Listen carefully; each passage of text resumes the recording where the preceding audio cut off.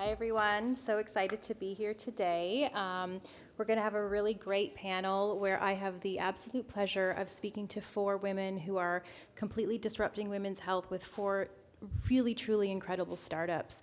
So I'll call them all to the stage. We have, let's see, start with Maryam, who's the head of product at Lisa Health. Hi, Maryam. We have Christy Prada, who's the CEO of Future Fertility. Oh, we're all up here. Well, then let's just call it Marina from Eli Health, and Claire Dixon, you want to wave, Claire? Who's the co-founder and CEO of Neuraura. Did I pronounce that right? Perfect. Hi, ladies, welcome. All right, so the title of this panel is Women's Health Innovators, Menstruation to Menopause and Beyond. And I'm going to touch on the title in a second because I don't know if I quite love it, but we'll talk about it. But first, I just want to kick things off on a very positive note. So I have the pleasure of working in venture capital. I've been an early stage investor for about 12 years now, and I am really excited about the growth of capital that is going into women's health companies. Specifically in this last year, we had a record-breaking year for venture capital going into women's companies, and I think this trajectory is only going to continue to go up. And today is an absolute testament to that. When you hear about what these women are working on, you'll be absolutely floored by the innovation. But going back to the title, Menstruation to Menopause and Beyond, I do think that women's health often gets lumped into reproduction, and you think about it from the aspect of conception and fertility and basically anything that has to do with having a baby. But there's so much more to it. And so I'm gonna kick things off with Marina, with Eli Health. Marina, talk to us about what Eli does and how it sort of goes beyond the scope of just reproductive health when it comes to women's health. Yeah, so at Eli, we're developing a product that measures hormone levels in saliva at all stages of life. And it goes much beyond fertility or reproduction because hormones have such a big role in all areas of health, physical, mental. So having that data in our hands enables us to improve health outcomes at very different stages and very different aspects of health. It goes from cognitive health to cardiovascular health, mental health, so much beyond than reproduction only. Can you talk to us a little bit about the role that hormones play in women's day-to-day lives, particularly as it pertains to mental health? Yeah, so hormones fluctuates on a daily basis and across our life, and as those fluctuations happen, it creates a variety of symptoms, including mental health symptoms. But today we don't have access to this data, to the hormonal fluctuations, so we have a limited ability to act on those symptoms. So by having a better visibility on those fluctuations and the root cause of the symptoms, we're able to better manage various aspects of health, including mental health, but also all of those other areas. That's amazing. Claire, I'm going to turn to you. So one of the reasons why women's health has historically been overlooked is because it can be very complex. And I think PCOS is one of these areas. I'll let you sort of take a moment to explain what PCOS is, and then please walk us through how Neuraura is tackling this complex condition. Thank you. So PCOS is a prime example. So it is a fundamental imbalance in the production of male sex hormones versus female sex hormones. And that starts in the brain, but it has profound implications across not just hormonal health, but metabolic health. So women with PCOS, more than 50% will develop diabetes before the age of 40. It also has profound mental health implications because there's a raft of really debilitating symptoms and chronic health implications. Our health system doesn't do well with things that cross across those boundaries, right? Our specialisms cut the body into these neat packages. So PCOS is one example of a condition which it's really hard because instead of treating the full condition, what do? We have things to manage individual symptoms. So the current standard of care is to give someone a contraceptive pill. All that does is it gives the woman a fake but regular menstrual cycle. Great, bravo. You've taken this population of women that cannot get diagnosed, by the way, with PCOS for a year after they come off the contraceptive pill, something that just gives them an appearance of a period. It also delays when they're likely to conceive, because infertility is another implication of PCOS. And the women we talk to, it actually makes their condition worse. So we're trying something different. Building off the work of Dr. Steiner Victorin, who is the global thought leader in electrostimulation for PCOS, polycystic ovarian syndrome. We're using electrical stimulation to modulate that condition. We're not doing it through a brain implant, we're doing it through an active wearable. And so we're translating that into something that women can use at home, affordably, over the counter, not letting the doctors get in the way. And so it's a new approach. That's incredible. So a wearable device which sort of tackles the issue of PCOS at its root cause. Fascinating. Maryam, I'm going to turn to you. So Lisa Health is tracking menopause using AI and providing women with sort of custom insights. And it plays on a really interesting theme of how medicine is becoming increasingly personalized. So I know you're the head of product at Lisa Health. Tell us a little bit in more detail about how Lisa Health is tackling this, and then specifically from a product perspective, how do you think about making decisions that provide this personalized experience for women? So building on top of what Marina and Khera already mentioned, I think it's a very unique time in history where now when we say something is complex, women are complex, we're not going to include them in clinical trials because they're complex. It's just really meaning that we just don't understand how women bodies work. So I think it's like just a very unique point in time that we're at, that with wearable technology, with all the digital footprint we have in the world, with the ways we can track ourselves, track our hormones now so regularly, we are solving that complexity. And I think it's very similar to the mental health space. We call it separate from health because it's complex, it's hard to understand, and now we're finally at a point in time that we can actually resolve for that. And menopause is one of those scenarios where women all throughout history have gone through menopause, will go through menopause, and it's a huge population, huge market.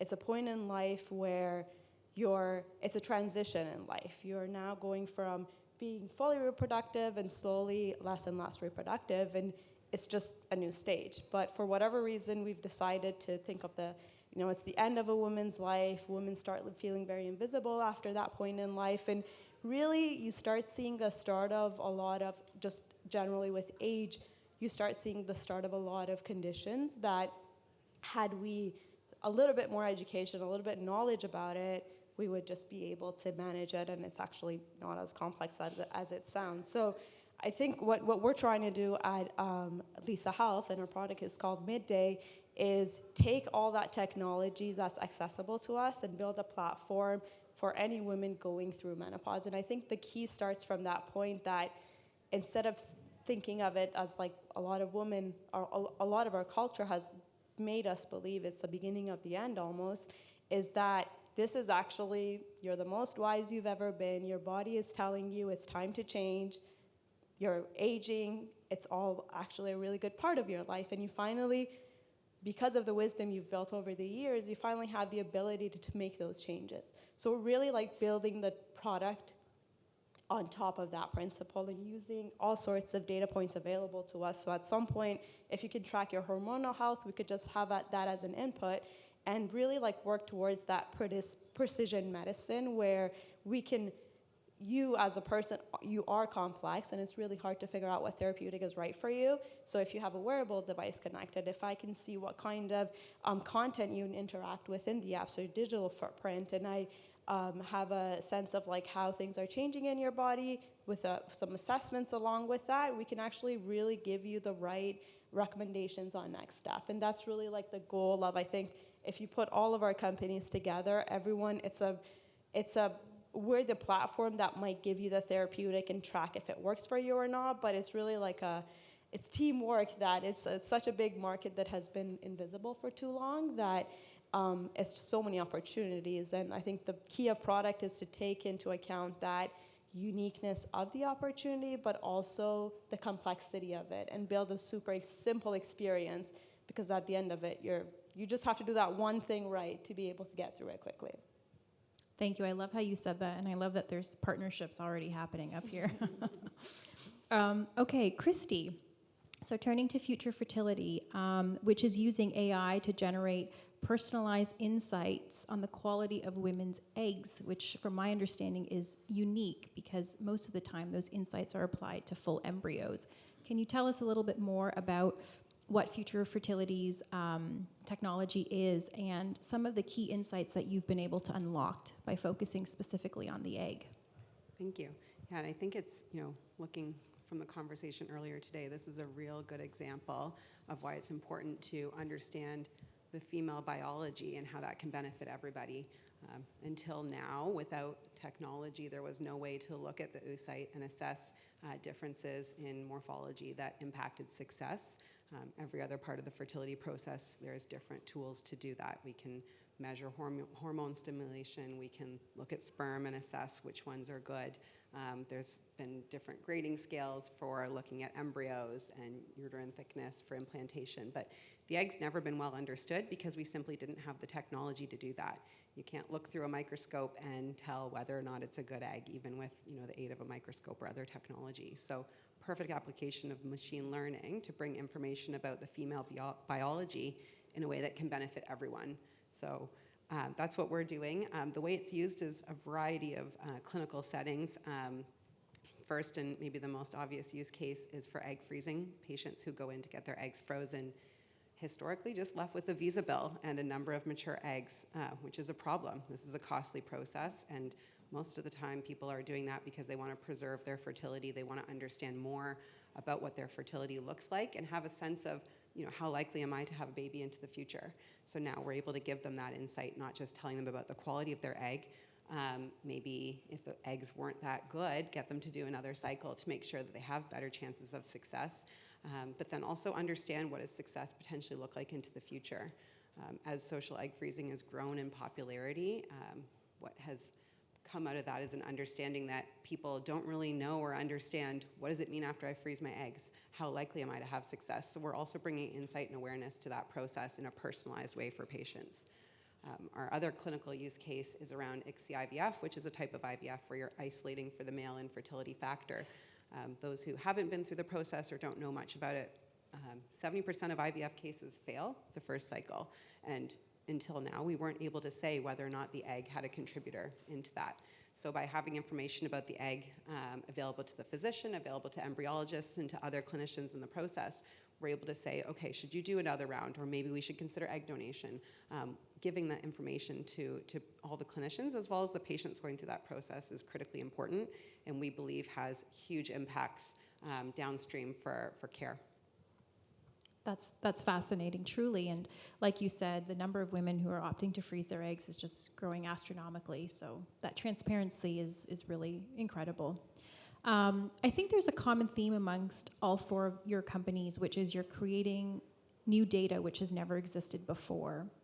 And I want to ask this question to all of the panelists, but maybe Maryam, I'll start with you since Lisa Health is leveraging a lot of AI. How do you build product when you don't have sort of existing data sets to go after because this part of the population has been left out for such a long period of time? That's definitely like a question I think we definitely ask ourselves every day and try to find creative ways around it.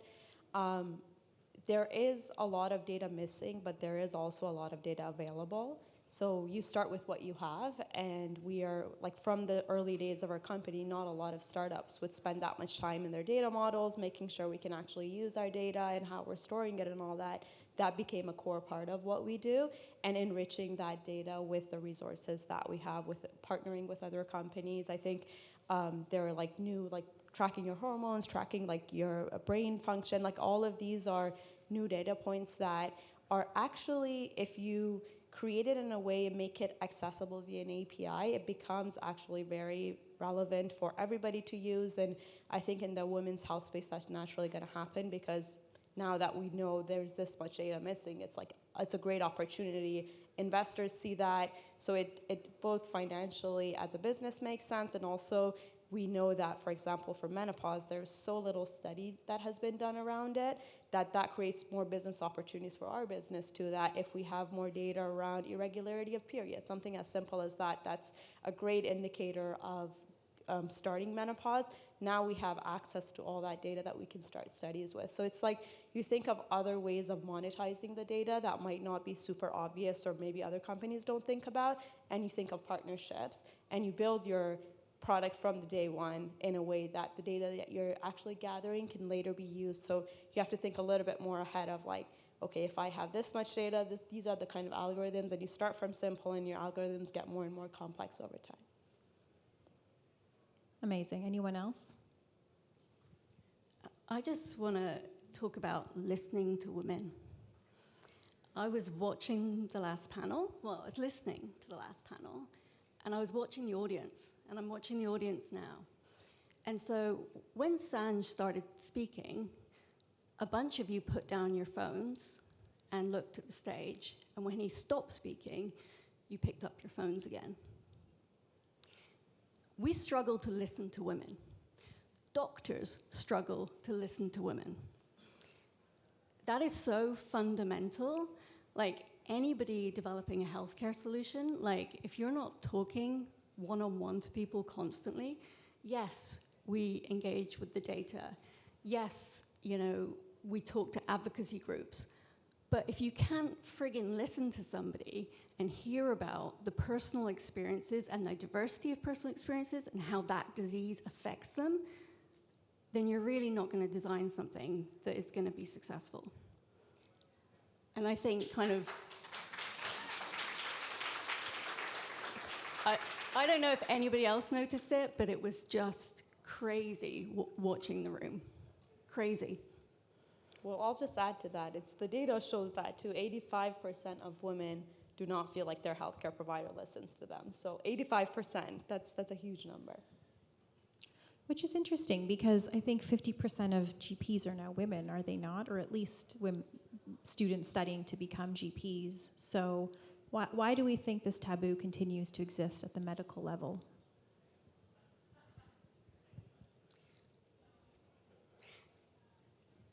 I'd like to talk about shame. So I remember when I got my period, and I didn't rollerblade across a beach in white jeans at all. I actually, at 11 years old, I successfully hid that from my parents, my family, for 3 days. And it wasn't this beautiful blue liquid that the adverts show. I thought I was dying. For 3 days, I thought I was dying, and I didn't tell my family. We can't even say the names of women's body parts, because on one hand, they're so hypersexualized that they have these connotations, which mean we get, basically dumped off whatever social media platform if we use the word vagina. It's a body part, just like anything else, and it has a really bad rap. I would love to hire whoever did the PR for testicles. I'm serious. Think about it. The vagina is literally a tube of muscle that expels human life. What could possibly be tougher than that? And yet we use the expression, she's got balls, he's got balls, which are, I don't know, I've never met a pair that were super tough, to be fair.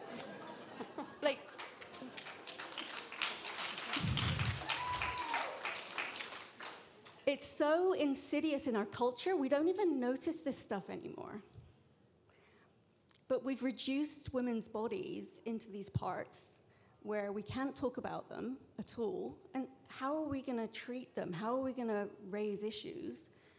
You know, Sanjay's daughter, right? Like, the shame that's attached to the functions of being a woman and like normal stuff is so huge.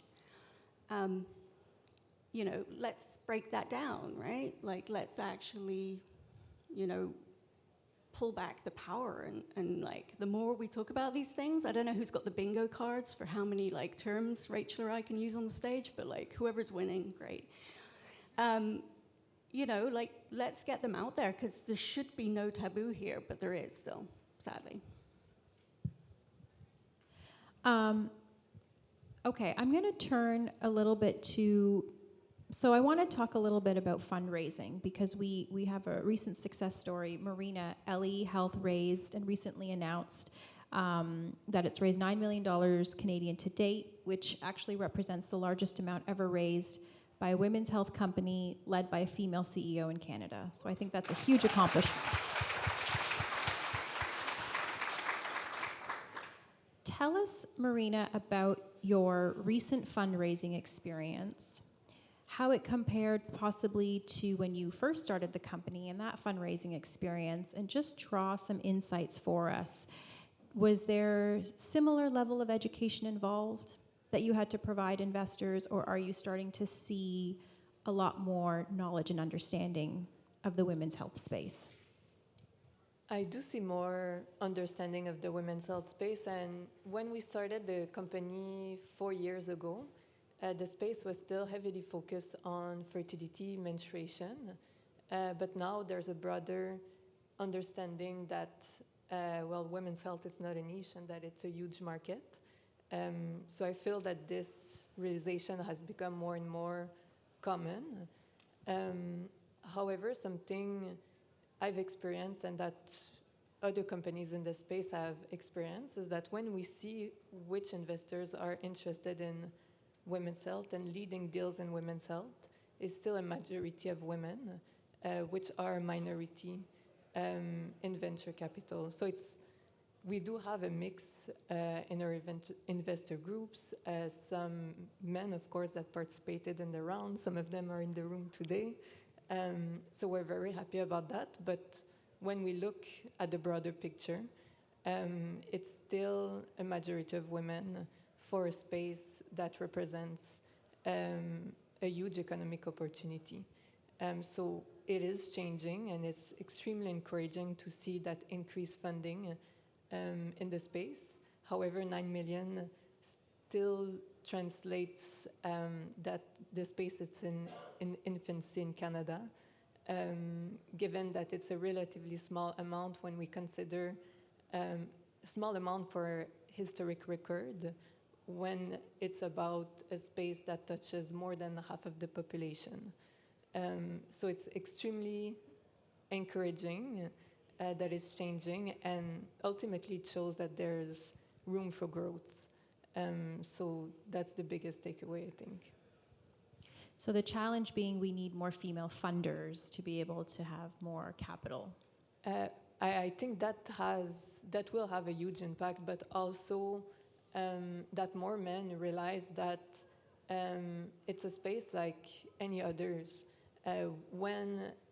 And that's also something we've experienced and that other founder experienced, that when we speak to some investors that may not be as familiar with the space, they can turn to a sister, to a wife, to ask for advice, which is not something we would do for an AI company, for example.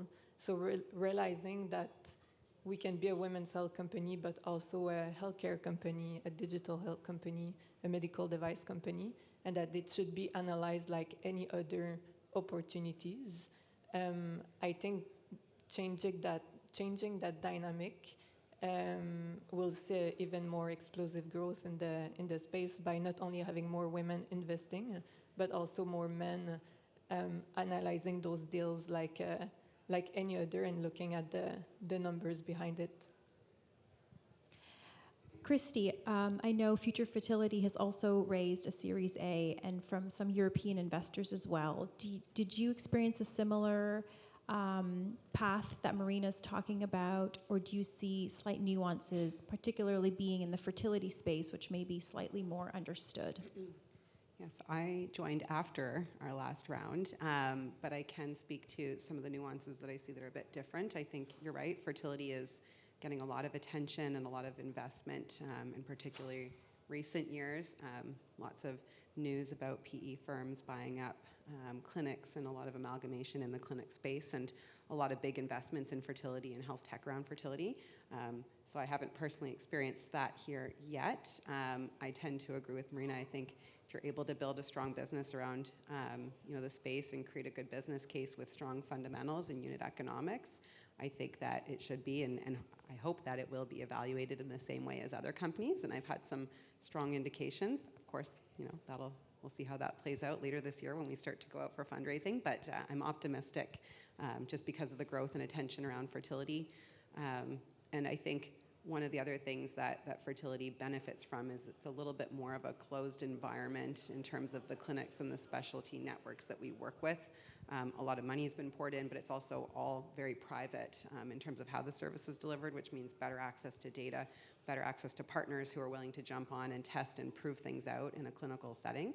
So I think that does give us some advantages in terms of access to data, and then you can turn that around into plausible business cases and use cases. Fantastic, thank you. All right, I see on the monitor we have about 9 minutes left, so I'm going to ask one more question to the panel, and then I think we'll open it up for questions. So for all of you, I'd love to hear from all of you, addressing the entrepreneurs in the room who are considering or who are running a women's health company. What do you wish you knew that when you were just starting out? Claire? Maybe I'll hand it over to you to start. Yeah, I mean, we're a bit unusual. We were a brain machine interface startup for 5 years, and so we're new in the women's health space. But I'd say I've just been super impressed by the common thing, which is just the camaraderie and collaboration of other founders in this space. And so, I've been CEO since December. My network of female founders in FemTech, or male founders in FemTech too, sorry, spans the world already. And everybody is willing to extend help, advice, emotional support, which is often needed. And that's been terrific. And so if you're starting out, before you start to build your network with investors or anybody else, build your network with your peers, because that will get you an awful long way. Maryam? I think one thing I wish I thought more about is that I happen to be female, but I'm also an entrepreneur. And I think with where women's health is going, there are endless opportunities because 50% of the population was just missed, and there's so many white spaces that give you the opportunity as a female because maybe you understand them a little bit better to start companies, but that's not necessarily. Whether you're male, whether you're female, it's a white space. It's a great opportunity to build in. And technology has come so far that if the problem in women's health is providers don't know what to do, women don't know what to do, well, there's so much to build there. And with AI, technologies like the GPT, you could build so much off of GPT model that understands empathy, that can speak to women more directly, it can be personalized. With the changes in AI, I feel like there's just so many opportunities to build, especially for women, which means men and women have many more opportunities, but especially for any woman that went through any stage in life, there's just so many gaps that we had to go through alone. And maybe if we're as a community not ready, build technology that you could just one-on-one solve your problems with. Amazing. Marina? I would say that the opportunities are much bigger than any challenges related to the space. Imagine a market that touches half of the population with 80% of total healthcare spending, but that is still underserved. That's a massive opportunity more than anything else. So the timing to be right here, right now, and be able to address those needs, it's an opportunity that may be unprecedented. I love that. Christy? Yeah, I'll talk about opportunity as well. I think I've been pleasantly surprised by the openness outside of Canada to clinics and collaborators. We just announced a partnership yesterday with one of the biggest networks in Europe, going to do a multi-study, multi-country pilot, trying our technology and proving it out. And I've been pleasantly surprised by the openness and eagerness that other countries have. So it's not a knock on Canada, but it is a little bit harder to get into this market in a clinical setting. I found that to be true in my previous role at Maple as well. But I think that is changing, and I think that Canada is starting to look at the rest of the world and the eagerness of other countries to adopt tech and to be leaders in research and implementing AI in real clinical practice in tangible ways. And I think that's going to start to change things here too. So I'm very optimistic. I love it. So build your network, lean in and seize all the opportunities ahead of you, and build partnerships, even if that means outside your home country. Brilliant. Okay, we have about 4 minutes left. Are there any questions?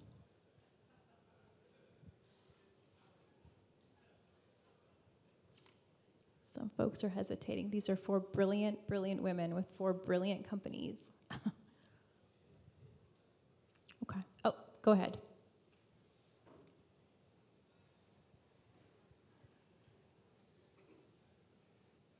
I've heard a lot of talk from some of your business models, dealing with hormones, and that's something that women have to deal with a lot, menopause and other things.